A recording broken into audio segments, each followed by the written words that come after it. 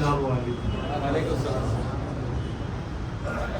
الحمدللہ الذی لا یضرہ القائلون ولا یحصی نعمہ القائلون ولا یعطی حق المشترکین الذی ولا یدرک بعد الہمم ولا ینال الفتن الذی لیس لصفته حد معبود ولا نعت موجود ولا وقت معبود ولا اجل موجود فطل القلائق بقدرتی ان بعث اللہ سبحانہ محمد رسول اللہ صلی اللہ علیہ وسلم ایجادی بدہ اتمام نبوتی ناخذا علی الدین منساق مشکورا سماعه قریبا من واشهد ان لا اله الا الله وحده لا شريك له واشهد ان محمدا عبده ورسوله اما بعد فاعوذ بالله من الشیطان الرجیم بسم الله الرحمن الرحیم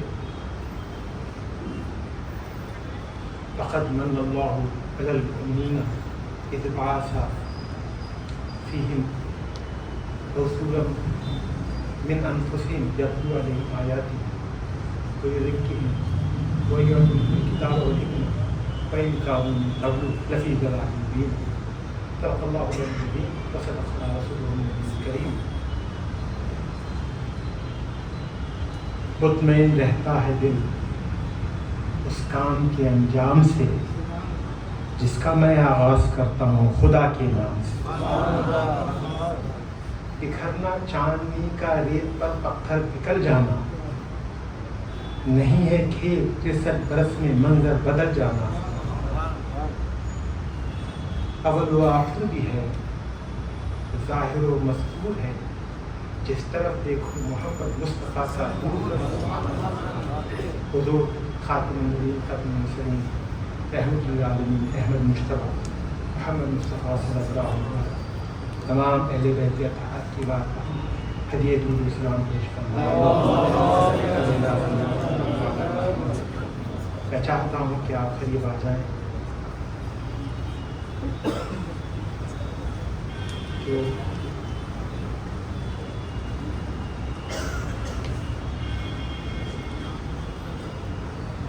شہنشین پر تشریف فرما تمام برادران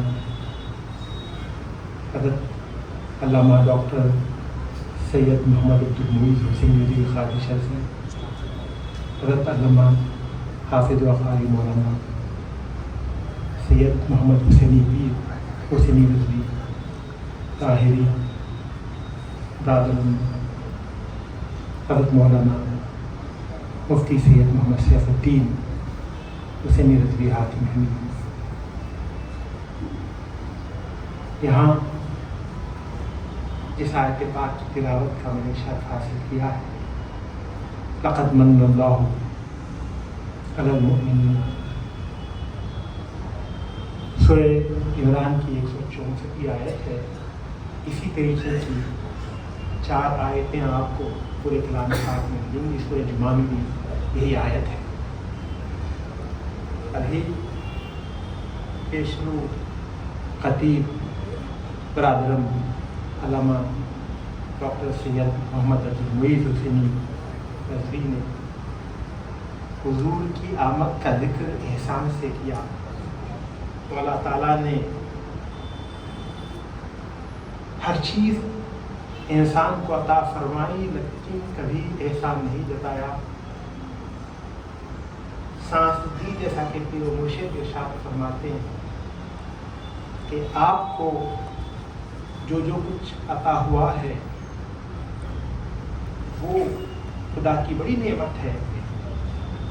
اکثر آپ جملہ ارشاد فرماتے تھے کہ اگر غور کریں تو آپ کو معلوم ہوگا کہ سانس لینا کتنی رحمت ہے, کتنا بڑا انعام ہے, کتنا بڑا احسان ہے. سانس لیا اور بھول گئے چھوڑنا. پھر وہ مرشد کا اپنا انداز تھا اور جب چھوڑ دیا پھر لینا بھول گئے. ایک ہی لمحے میں وہ احسان مولا تعالیٰ کے آپ کے اوپر. اسی طریقے سے جب کائنات پر آپ نظر ڈالیں گے تو ہر چیز مولا تعالیٰ نے آپ کے لیے مسخر فرما دی ہے. ہر چیز آپ کے لیے. اور آپ سمجھ رہے ہیں آج کے اس دور میں جو ترقی ہے ٹیکنالوجی کی، اس سے یہ بات سمجھ میں آ رہی ہے کہ کس طریقے سے انسان کو مولا تعالیٰ نے نوازا ہے، مگر کبھی بھی مولا تعالیٰ نے کسی چیز کو عطا کرنے کے بعد احسان نہیں جتایا، جیسا کہ ابھی آپ نے سنا، سوائے سرکار پاک صلی اللہ علیہ وسلم کی ذات اقدس کے انہیں بھیج کر مولا تعالیٰ نے احسان جتایا ہے۔ تو اس کی قیمت کا اندازہ آپ ہم نہیں لگا سکتے۔ احسان جتانا حقیقت میں اللہ رب العزت نے اپنے نور کو زمین پر بھیجا، 63 برس کے لیے جامع بشری بنا کر بھیجا۔ تو اب یہ جدائی اور آپ کے اوپر یہ کرم، اپنی نور کو اس کائنات میں بشر بنا کر بھیجا اور ہمارے درمیان بھیجا، انہی کی وجہ سے ہمیں اشرف المخلوقات بنا دیا۔ تو اب اس کی قیمت کا اندازہ ہم نہیں لگا سکتے۔ اسی وجہ سے مولا تعالیٰ نے آیت پاک اتاری، لقد من اللہ علی المؤمنین، اللہ نے احسان کیا ہے مومنین کے اوپر کہ ان میں اپنے حبیب کو بھیجا ہے، جو انہیں آیتیں پڑھ کر سناتے ہیں، جنہیں قرآن کی تعلیم دیتے ہیں، جو ان کا تزکیہ کرتے ہیں، جو ان کو حکمت سکھاتے ہیں۔ اللہ کے رسول کے تکبیر جو کام کیے گئے وہ بھی بتلا دیا۔ احسان جتایا اپنے حبیب کو بھیج کر۔ احسان کے معنی کرم، احسان کے معنی فضل، احسان کے معنی رحمت، احسان کے معنی آپ کی دستگیری، احسان کے معنی آپ کو عطا کرنا۔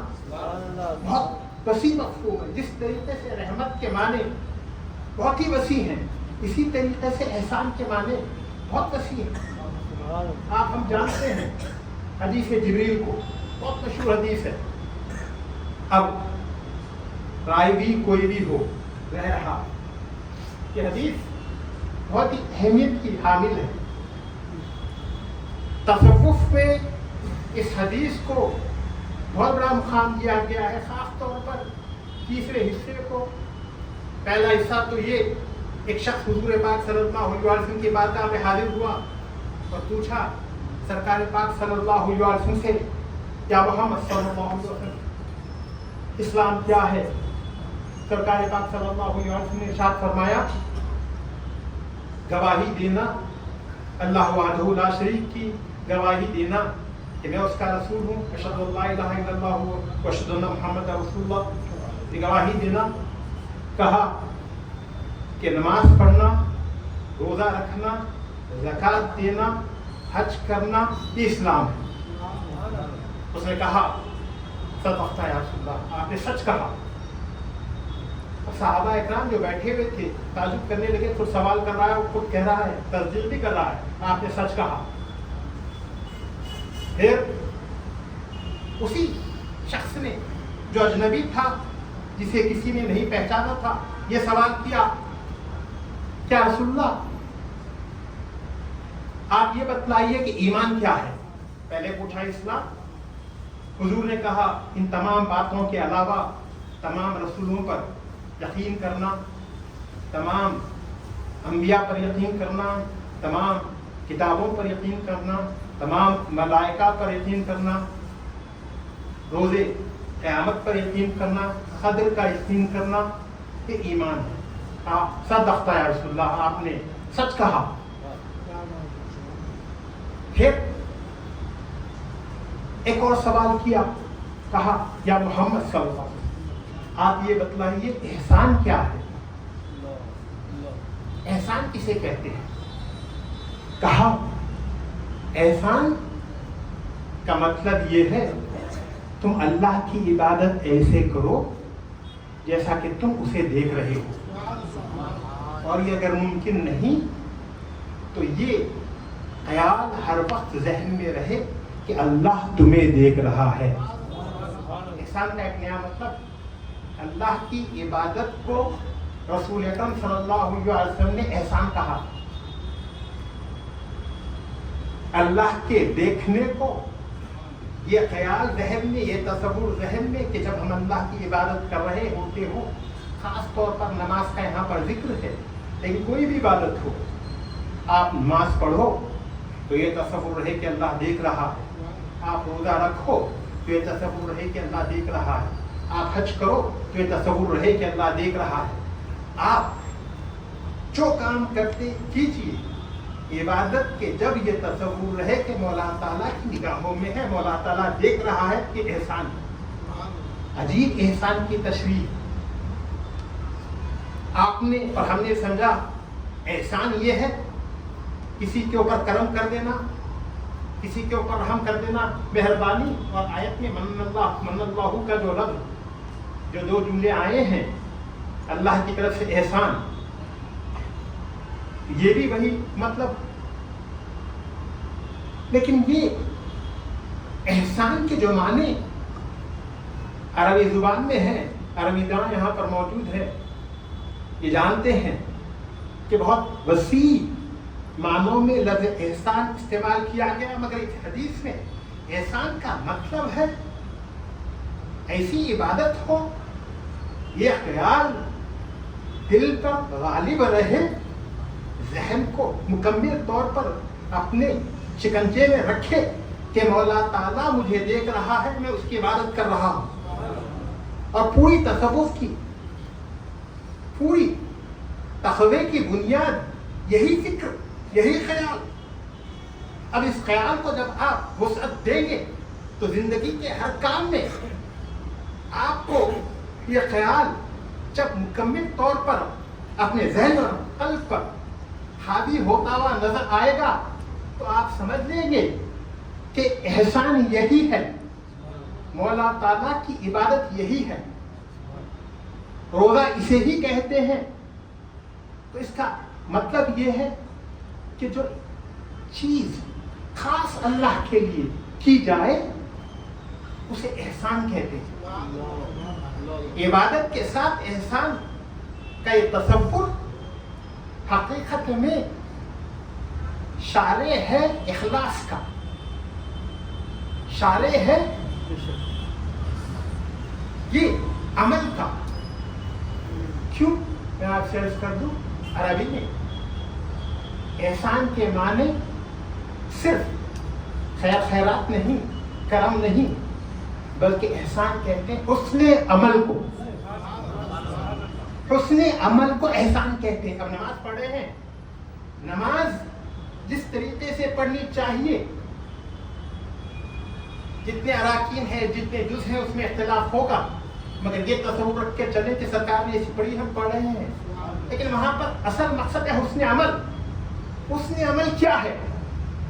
نیت اور عمل میں مطابقت.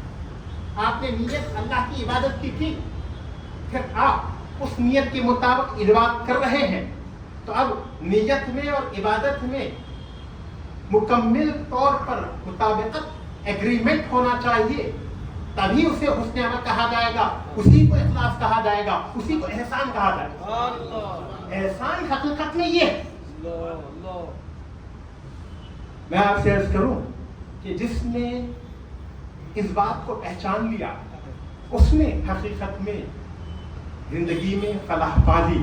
اب اللہ رب العزت نے جب ارشاد فرمایا مولا تعالیٰ نے کہ میں نے احسان کیا ہے بندوں پر، مومنین پر، ہم سب پر احسان، عام طور پر تمام زمین والوں پر احسان، پوری کائنات پر مولا تعالیٰ نے احسان کیا. اس آیت میں تو صرف ذکر ہے مومنین کے اوپر احسان کا،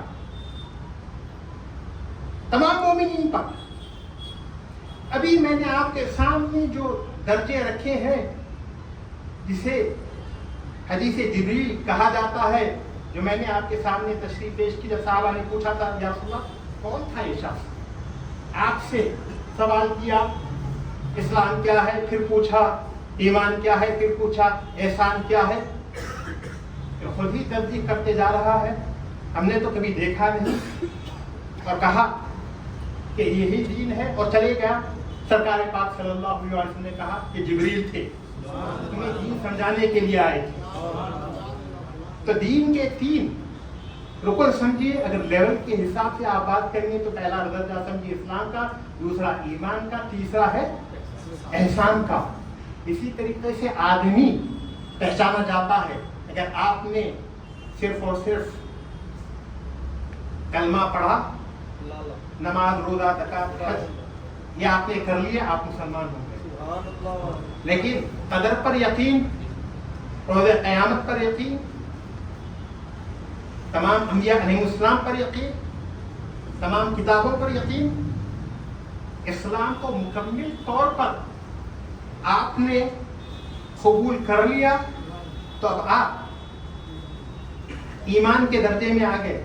پھر اس کے بعد اس مقام پر پہنچ گئے جہاں پر آپ کا تعلق اخلاص عمل اس عمل سے ہو گیا، یعنی کہ آپ مولا تعالیٰ کی عبادت ایسی کر رہے ہیں کہ آپ یہ جانتے کہ وہ آپ کو دیکھ رہا ہے۔ اب پہلا ٹکڑا تو مکمل ہو ہی نہیں سکے گا، آپ دیکھ ہی نہیں سکتے، تو اسی لیے سرکار نے کہا یہ خیال رہے کہ اللہ تعالیٰ تمہیں دیکھ رہا ہے۔ تو پہلے آیا اسلام، پھر آیا ایمان، پھر آیا احسان۔ اسی طریقے سے پہلے آپ مسلمان بنیں گے، پھر بعد میں آپ مومن بنیں گے۔ جب آپ احسان کی منزل میں پہنچ جائیں گے تو آپ محسن کہلائیں گے۔ سبحان اللہ، سبحان اللہ کو پسند فرماتا ہے۔ تو میں آپ سے عرض کروں کہ مولا تعالیٰ نے جب احسان کا ذکر کیا، میں نے احسان کیا، کیا مولا تعالیٰ یہ منصوبہ بنا رہا ہے؟ یہ کائنات اس کا منصوبہ ہے اپنے حبیب کی جلوہ گری کا۔ یہ کوئی اتفاق نہیں، یہ اتفاق نہیں، اس کا منصوبہ ہے۔ جب اس نے کہا میں نے احسان کیا مومنوں پر، پھر اس منصوبے کی تشریح بھی کر دی۔ تم میں رسول بھیجوں گا، وہ تمہیں آیتیں پڑھ کر سنائے گا، تمہارا تزکیہ کرے گا۔ احسان کا تعلق تزکیے سے ہے، نفس کو بہتر کرنے سے ہے، نفس کو پاک کرنے سے ہے۔ پھر اس کے ساتھ ساتھ قرآن کی تعلیم دے گا، پھر اس کے ساتھ ساتھ حکمت بھی سکھائے گا۔ تمام کے تمام کام تو سرکار نے کر دیے۔ حضور کے احسان بھی سمجھ میں آ گیا کہ حضور کیوں آئے ہیں، حضور کی جلوہ گری کیوں ہوئی ہے، ہمارے تزکیے کے لیے، ہماری زندگیوں کو سنوارنے کے لیے، کلام پاک کی نظام کے ساتھ، اور ہمیں حکمت سکھانے کے لیے۔ مولا تعالیٰ نے ہم پر احسان جو کیا ہے، یہ احسان حقیقت میں ہمیں محسن بنانے کے لیے کیا۔ سرکار کی تشریف آوری اس لیے ہوئی ہے، حضور ہی کے تحفے، اسلام بھی مل گیا، ایمان میں تقویت بھی آ گئی، حضور ہی کی وجہ سے تمام کے تمام مسلمان محسن بھی بن گئے، احسان کرنے والے بھی بن گئے۔ میں آپ سے عرض کروں، زمین والوں پر احسان میلاد کے ذریعے ہوئی ہے۔ ایک بات ذہن میں رکھ لیں، یہ جملہ لے کر جائیں، مولا نے آسمان والوں کو یوں ہی نہیں چھوڑ دیا، زمین والوں پر میلاد احسان، آسمان والوں پر معراج احسان۔